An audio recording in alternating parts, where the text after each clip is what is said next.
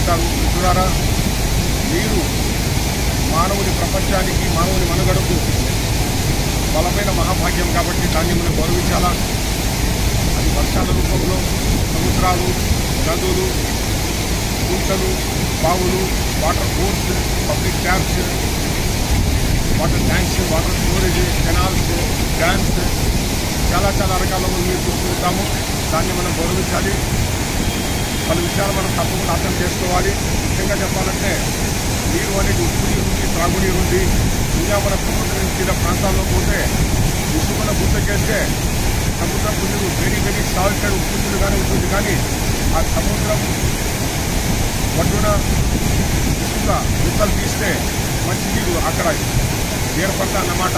అది దైవలీల, అల్లాలీల. ఇవన్నీ మనం గమనించాలి. సాల్ట్ వాటర్ ఓషన్ ఇచ్చేది, బట్ డ్రింకింగ్ వాటర్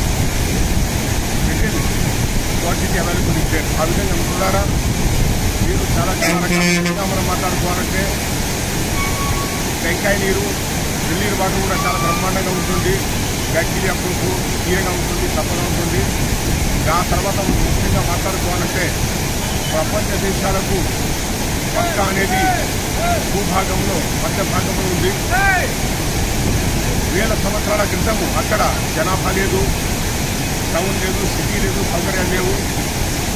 మక్కా అనేది ఒక పుణ్యక్షేత్రం కాబట్టి ప్రపంచ దేశాలకు పవిత్రమైన భూమిపైన మధ్య భాగం ఉంది కాబట్టి, సెంట్రల్ పార్ట్ ఉంది కాబట్టి మక్కా ప్రదేశంలో ఆనాడు ప్రధాన ప్రవక్త హజరత్ ముహమ్మద్ గారి యొక్క లీగల్ హెయిర్, ప్రముఖ పెద్దలు హజరత్ ఇబ్రాహీం అలైహిస్సలాం వారి యొక్క కొడుకు హజరత్ ఇస్మాయిల్ అలైహిస్సలాం పుట్టిన తర్వాత అల్లాహ్ యొక్క ఆదేశాల మేరకు మక్కా ప్రదేశాన్ని